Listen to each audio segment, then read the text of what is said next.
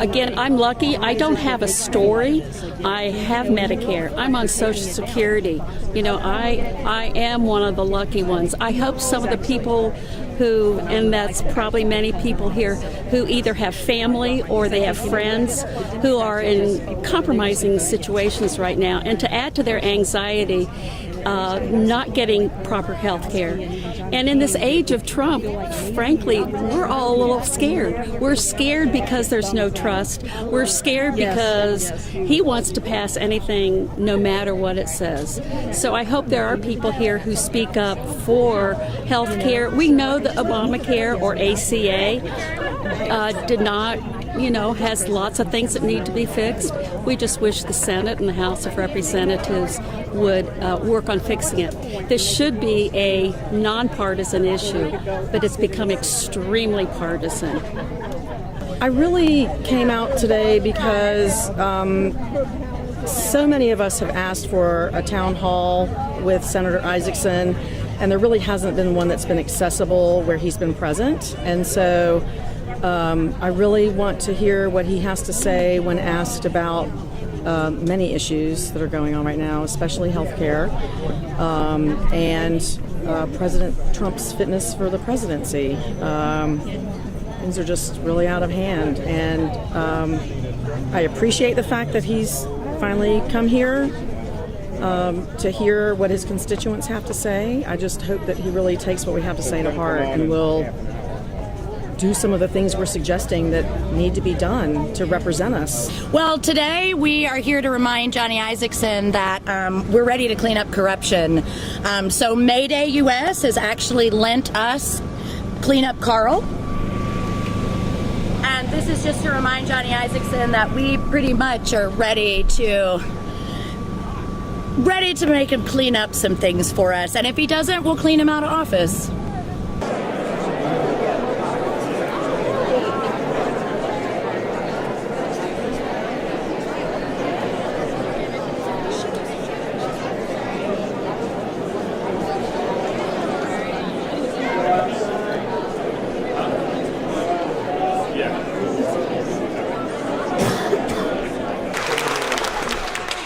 In your July telephone town hall, you committed to never, quote, knowingly vote to cut a developmental disability benefit, but later in the month, you voted for all 4 of the Senate healthcare bills, which would have cut and restructured Medicaid to the tune of over $770 billion, according to the Congressional Budget Office, which would have hurt thousands of Georgians with disabilities just like me and across the state. I live in fear over this, Senator Isakson. I've been losing sleep over it. And so my question to you is this: can you please explain, after you made that commitment, why did you vote yes on those bills that would have cut Medicaid? And how can you reassure me and all the other Georgians with disabilities like me who rely on Medicaid that you will now, going forward, commit not to vote for any such bill that would cut Medicaid? But the answer to your question, which she has heard twice and will hear it for a third time, you couldn't get to that point without moving forward the bill that would get it into a conference committee. Thank you. Say no. No. I just explained the answer as to why I said yes, to get to the point to make the difference, and I'll continue to again. Let me say one other thing. I have some respect for your concerns. I've most recently become a disabled person myself. This is my cane. I know how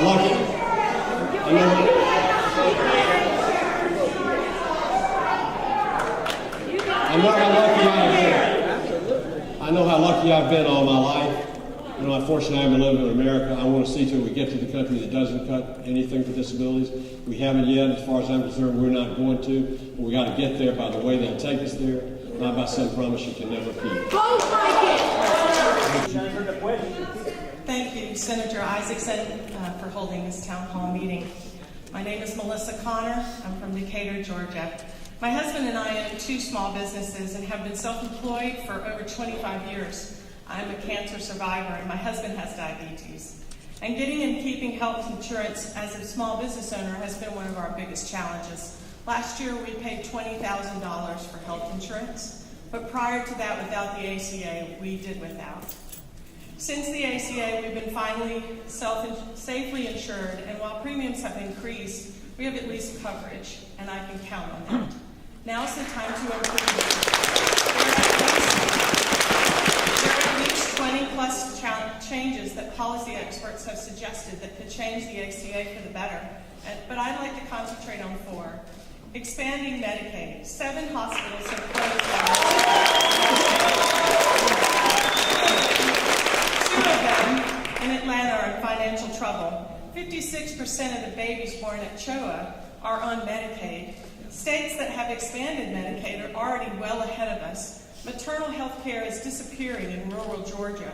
1 OBGYN doctor serves 8 counties and 2,714 square miles in Thomaston, Georgia. 1. Half of its Georgia counties, 79, do not have an obstetric provider. Take the federal money and get us out of this death spiral.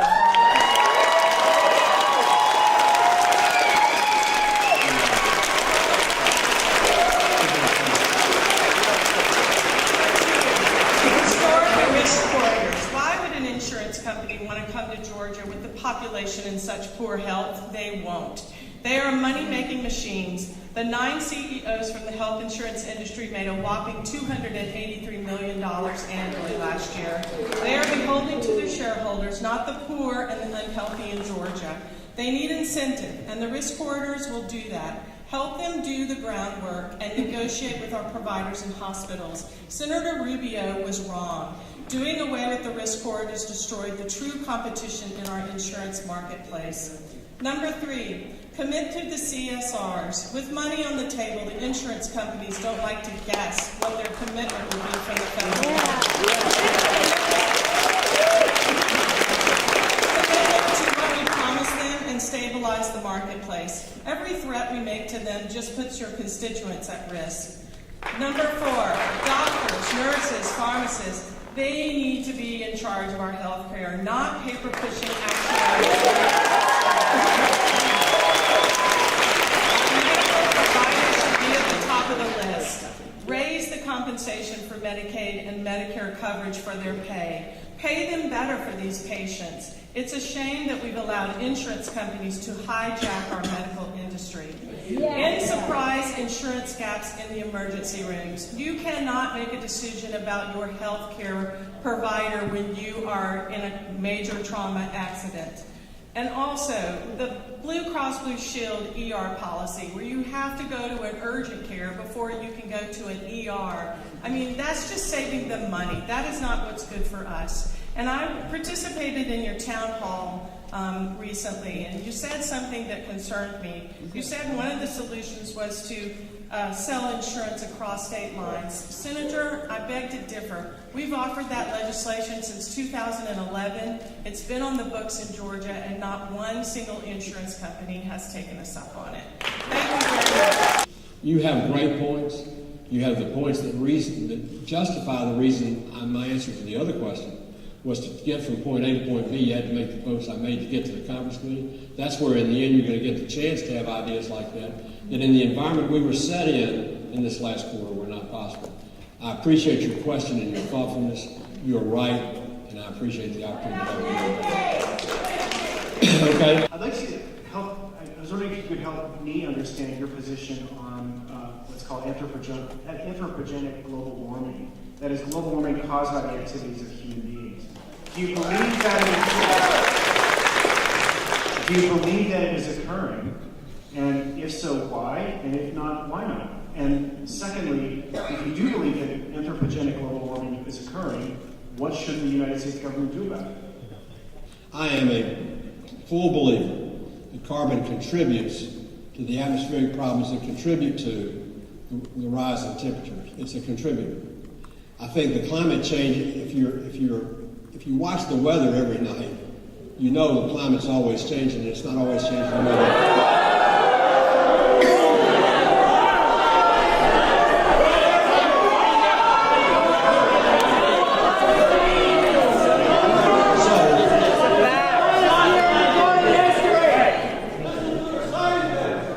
to school. So my question is more so, what do you support the law enforcement taking courses on de-escalating issues? Because, I mean, I know you see what's going on in the world. I have a black son, obviously, because I'm a mother in this organization. I want to see my son, who is 23 years old, be able to grow up into a man and continue to live his life safely. And I'm terrified for him. The single biggest problem confronting our country, one of the single biggest problems confronting our country, is the plight of our teenage kids today when they become adults, whether they're yellow, brown, black, white, or another color.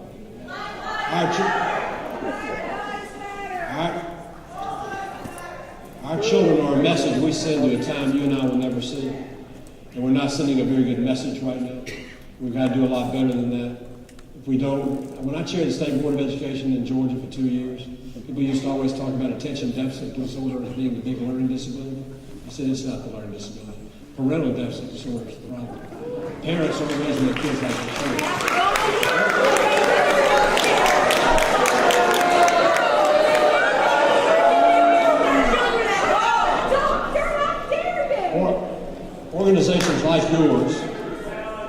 Organizations like yours and others that work to support children in more problems and activities and more learning in those teenage years will have less kids on the street, more kids working and well educated. That's good for me, that's good for you, and it's good for you. They have to work 3 jobs! How can they be home with their kids? Do Black Lives Matter? All lives matter.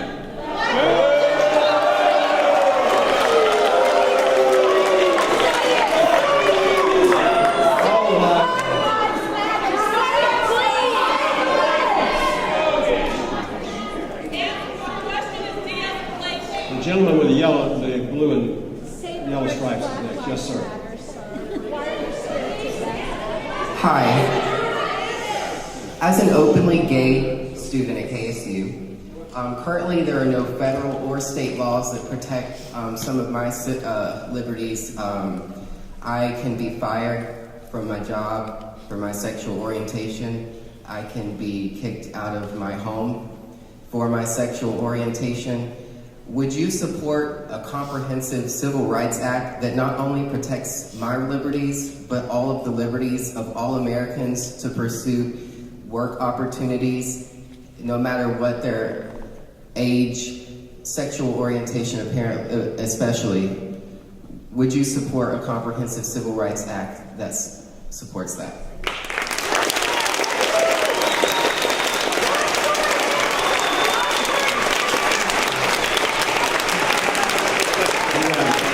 You have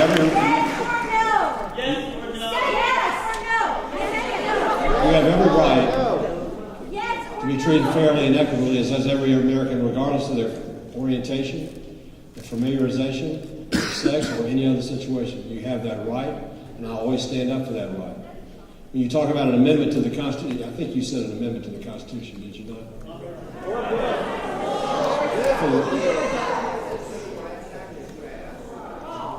As long as it applies to all the civil rights of all people, regardless of their orientation or their choice, then I support it completely. But if it begins to single out one over another, I don't want to do that. Again, sir, really we do thank you for hosting this town hall and exhibiting leadership on that issue, because we've asked for town halls repeatedly and now we have one. It is outside of the city center during rush hour, but I do appreciate you being here. And I want to get back to this issue of leadership and back to global warming, because I feel like you dodged the question a little bit. You did state that you believe that human activity, that burning carbon, is contributing to global warming. And this comes back to leadership. We are not members of Congress. You are our voice in the Senate. So right now, Scott Pruitt at the EPA is dismantling all kinds of rules that were passed.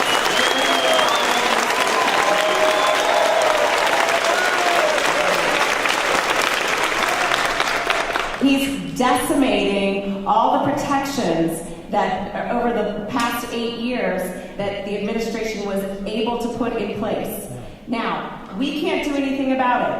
You are our voice. If you believe that global warming is happening because of human activity, you have to act for us. We can't. We can't do anything.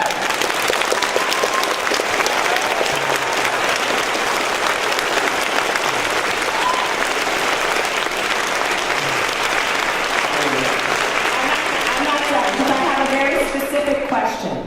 So, number one, are you willing to exert some leadership and break ranks with your Republican colleagues?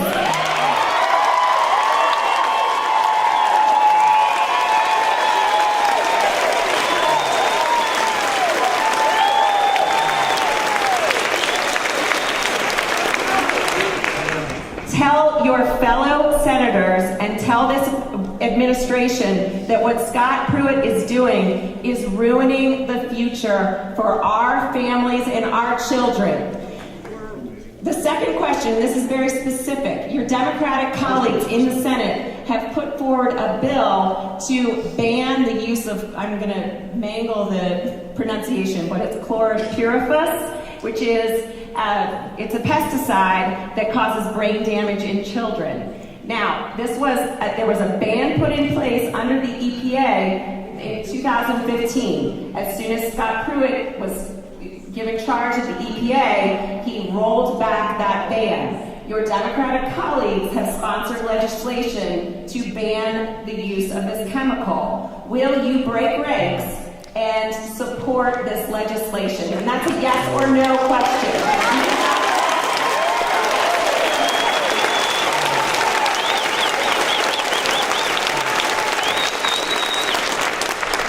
No now, maybe yes later. Just hold on a second.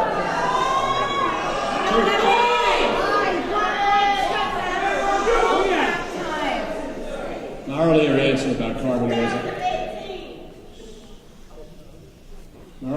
about carbon was I do believe it's contributing to changes in climate. I believe anything we can do to reduce the amount of carbon we produce is a good idea. People before party. Right.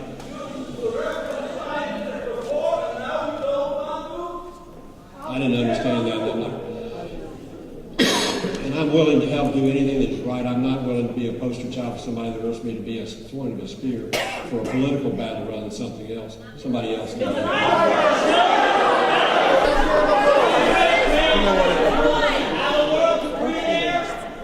Obviously. What are you doing about it? How are you helping us save the planet for our grandchildren, sir? Go ahead with your question. Well, I was really interested in hearing the answer to the last question. I'm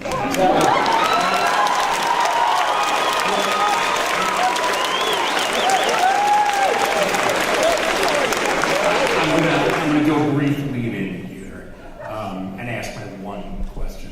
All right. I'm trained as a scientist. I'm currently a psychiatrist. 2 to 3% of school-age children worldwide have ADHD. It horrifies me that you could cavalierly trash science like that while we're standing in the room here. But that's not a question. It's my opinion. I'm articulating it. Here's my question. 75 years ago, a quarter of my family was incinerated in Europe.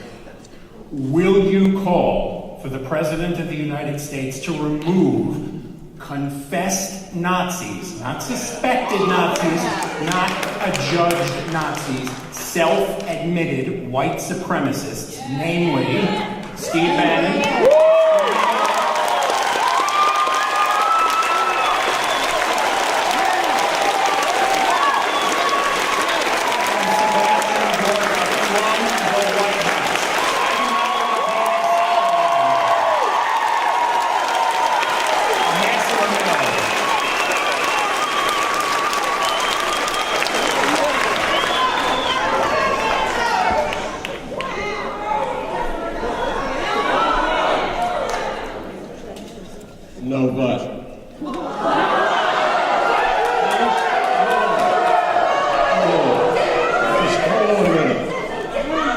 Just hold on a minute. Hold on a minute. I've been very respectful of all of you, and will continue to be.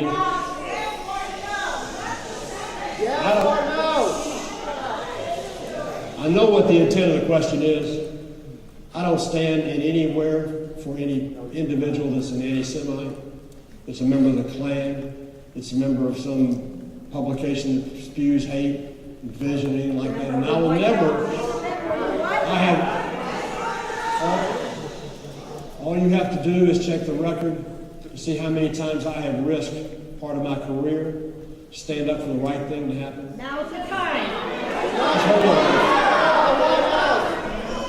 And I will continue to do so, and that was the first subject I brought up here. The president has to stand firm for the decisions he makes. I'm voting for Americans, I'm voting for peace and security, I'm voting against any Nazi, any Ku Klux Klan person, or anybody else. Period, end of sentence. Go ahead. Okay. I have heard the constituency in the state of Georgia and parts of Georgia that support Obamacare and everything that it entails referred to as a minority constituency, which may be factually true in this red state. However, that minority constituency, which is so vocal that I am a part of, we stand to incur fatalities for what we support being taken away from us. That is why, among other reasons, many other reasons, you are hearing such anger and fear and dissent in your audience, which I thank you for listening to. I encourage you to continue. But we have to know, we don't have a voice if you don't vote for us to keep health care that we have in place to keep us alive. It's a matter of life and death. That is why your vote and your voice for us needs, we need your support. We're desperate for your support. I need to know if you will support repealing nothing and fixing what we already have.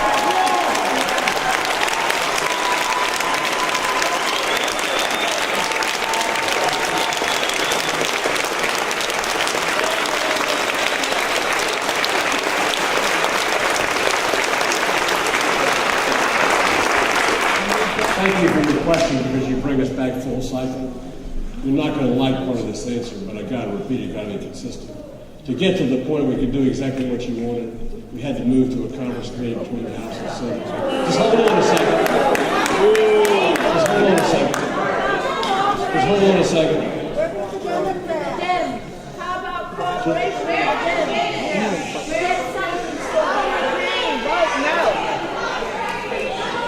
And I'm going to continue, regardless of obstacles, try and work with whoever will work with me to get us to a point that we have a health care law that works for all Americans.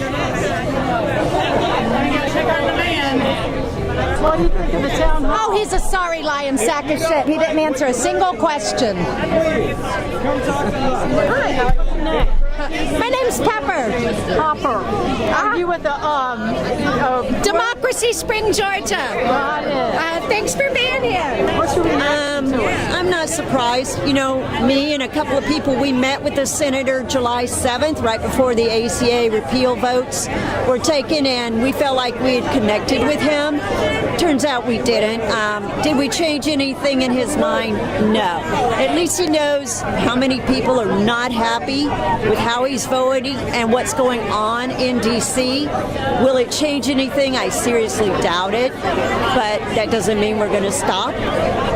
I felt like it could have been rowdier than it was. I was glad to see the rowdiness. I think that people that are against the way he's voting now were in the majority, and that makes me happy. In Cobb County, Georgia, a lot of people out there speaking their mind, and you know, I do appreciate that he was willing to listen. I just don't think it'll make a difference. I'm frankly a little disgusted that he let people stand in line in 93-degree weather waiting to talk to him for longer than he actually thought that he had to talk to us. I'm not surprised, but I think that for him to think that he could fit the constituent questions of an entire year into 1 hour when people still very clearly had questions is hypocritical, frankly. For him to say that he is listening to us and then only take an hour of his time on a recess for an entire month to listen to us is fundamentally not what his office should stand for.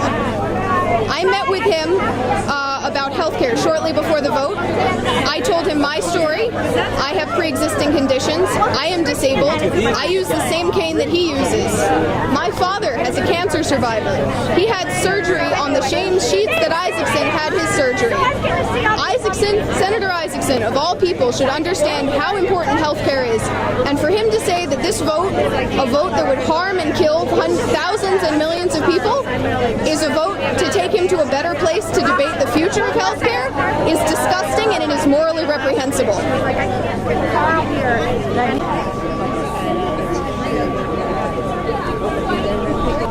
I'm terrified in our country right now.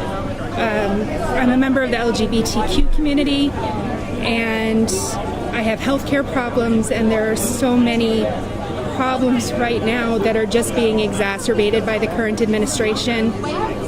And anything I can do to change that, to make lives better for American people, I'm all in for, so I'm here.